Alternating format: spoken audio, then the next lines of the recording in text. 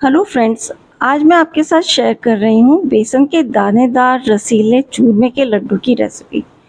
बनाने में बहुत ही आसान है, बहुत ही सॉफ्ट लड्डू बनके तैयार होते हैं। घर में रखे कुछ सामान से ही बनके तैयार हो जाते हैं। तो आजकल बच्चों की छुट्टियाँ भी चल रही हैं, बच्चे घर में रहते हैं तो उन्हें कुछ हेल्दी और डिलीशियस चीज़ें हम खिलाएं जिससे उनका पेट भी अच्छे से भरे और वो खुश भी रहें और उनमें एनर्जी भी बनी रहे। तो ये लड्डू बिल्कुल परफेक्ट हैं। तो सबसे पहले हम लेते हैं एक बॉल और उसमें रख देते हैं एक छलनी और उसमें डाल देते हैं 2 कप बेसन। बेसन मोटा हो या पतला उससे कोई फ़र्क नहीं पड़ता है, आपके पास जैसा भी है वो ले लीजिए। और साथ में मैं इसमें डाल रही हूँ आधा कप मोटा गेहूं का आटा। आपके पास अगर मोटा आटा नहीं है तो आप सूजी भी ले सकते हैं। अब हम इन सब चीज़ों को अच्छे से मिक्स कर लेंगे और छान लेंगे। छानने की वजह से क्या होगा कि इसमें ना तो गुठलियाँ होंगी और सारी चीज़ें भी एकसार हो जाएंगी।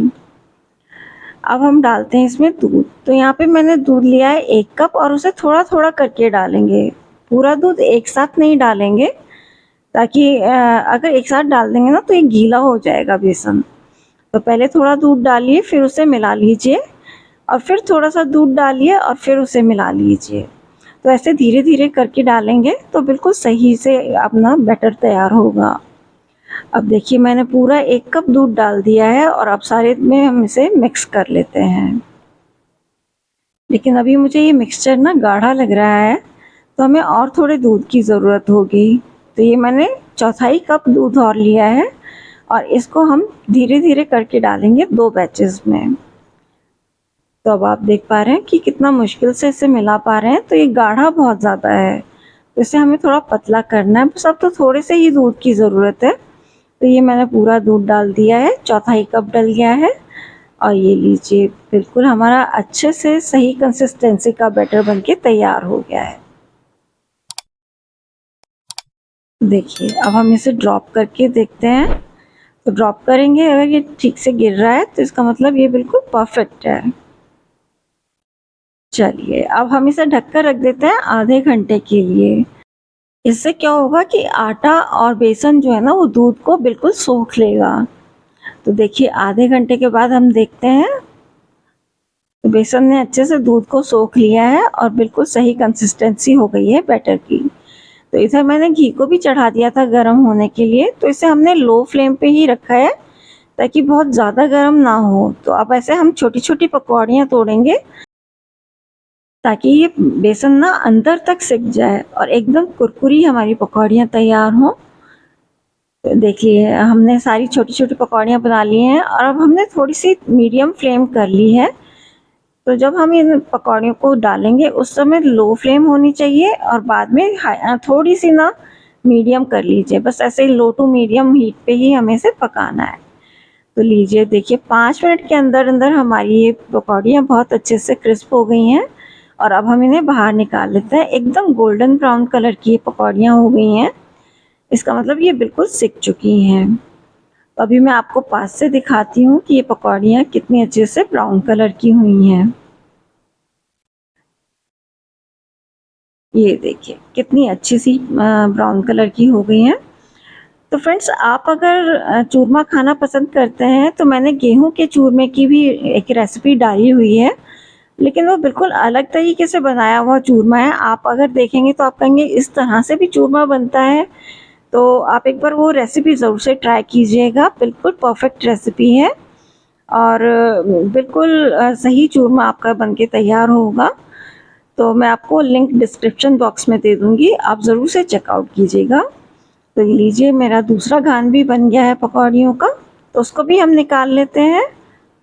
तो फ्रेंड्स इस तरह से चूरमा के लड्डू बनाने ना बहुत ही आसान होते हैं, बहुत कम घी लगता है और बहुत कम मेहनत लगती है। अपन जो नॉर्मल बेसन के लड्डू बनाते हैं ना उसमें तो बहुत टाइम लगता है और आजकल गर्मी इतनी ज़्यादा हो रही कि कोई भी किचन में ज़्यादा देर खड़ा नहीं हो सकता है। तो देखिए हमारे सारी पकौड़ियाँ सिक गई हैं। अब हम ले लेते हैं कुछ ड्राई फ्रूट्स और इनको भी चॉप कर लेते हैं। तो देखिए जितनी देर में मैंने चॉप किया है ड्राई फ्रूट को उतनी देर में ही ये पकौड़ी भी ठंडी हो गई हैं। तो आप अंदर से देख पा रहे हैं बिल्कुल भी कच्ची नहीं रही हैं, अच्छे से सिक गई हैं। तो अब हम इनको छोटे छोटे टुकड़ों में काट लेंगे और फिर इसको हम डाल देंगे मिक्सी के जार में। तो मिक्सी का जार हमें पूरा नहीं भरना है, 3/4 तक रखिएगा आप जार को, क्योंकि जब हम इसे पीसेंगे तो ये ना ऊपर तक भर जाएगा, तो उससे हो सकता है कि आपका जो मिक्सर जार का ढक्कन है वो भी ऊपर उछल के गिर जाए। तो इससे अच्छा है कि आप इसे कम ही भरिए। तो लीजिए, देखिए हमने पूरा चूरमा हम पीस लिया है, लेकिन अभी इसमें कुछ ना मोटे मोटे दाने हैं, तो मैं इसको एक बार छान लूँगी। तो देखिए मैंने अब इसको छान लिया है और इसमें जो भी मोटा वाला हिस्सा निकला था उसको मैंने मिक्सी में चला के पीस लिया है। तो ये बिल्कुल बराबर हो गया है। तो चलिए अब बना लेते हैं चाशनी। तो मैंने यहाँ पे लिया है 1.5 कप शुगर, मतलब चीनी, और 1 कप पानी ले रही हूँ, और इसकी हमें बनानी है 1 तार की चाशनी। तो हम इसको चलाते हैं और एक साइड हम इसे रख देते हैं, तो दूसरी तरफ हम बेसन को सेक लेते हैं, क्योंकि जो आटा है वो अब बहुत ज़्यादा ठंडा हो गया है और हमने घी भी इसमें अभी तक नहीं डाला है। तो 2 से 3 चम्मच घी हम डाल देंगे, बड़े वाले चम्मच, और इसको 2 से 3 मिनट के लिए सेकेंगे, इतना कि हम हाथ लगाएं तो ये थोड़ा गर्म एहसास हो। बहुत ज़्यादा मत सेकिएगा, क्योंकि नहीं तो बहुत ज़्यादा कड़क हो जाएगा चूरमा, वो खाने में अच्छा नहीं लगता है। तो बस 2 से 3 मिनट आप इसे सेकेंगे तो देखिए कलर भी चेंज हो जाता है, ये थोड़ा सा ना डार्क कलर हो गया है येलो। तो बस ये चूरमा हमारा सिक गया है, तो हम इसे हटा देते हैं और इधर हम चाशनी भी देख लेते हैं। तो चाशनी देखिए, अब हम देखते हैं, ये 1 तार की चाशनी हमारी बनके तैयार हो गई है। तो बस अब हम गैस को बंद कर देते हैं। अब हम मिला लेते हैं चूरमे के अंदर ड्राई फ्रूट्स। तो ये मेरे पास एक ड्राई फ्रूट कटर है, उसमें इसके बहुत अच्छे से स्लाइसेस निकाल लिए थे। तो ये काजू के और बादाम के दोनों के स्लाइसेस मैं इसमें डाल देती हूँ। साथ में ही डाल देती हूँ इलायची का पाउडर। इलायची आप हमेशा फ्रेश डालिए, क्योंकि फ्रेश इलायची का टेस्ट बहुत ही अच्छा आता है और कुछ समय भी नहीं लगता, 1 मिनट का समय लगता है, लेकिन इसका जो टेस्ट आता है ना फ्रेश चीज़ का, उसके तो क्या ही कहने। सब चीज़ों को हम अच्छे से मिक्स कर लेते हैं। अब चाशनी थोड़ी ठंडी हो गई है तो मैं डाल देती हूँ इसमें चाशनी, लेकिन एक साथ पूरी चाशनी नहीं डालिएगा, धीरे धीरे करके डालिए।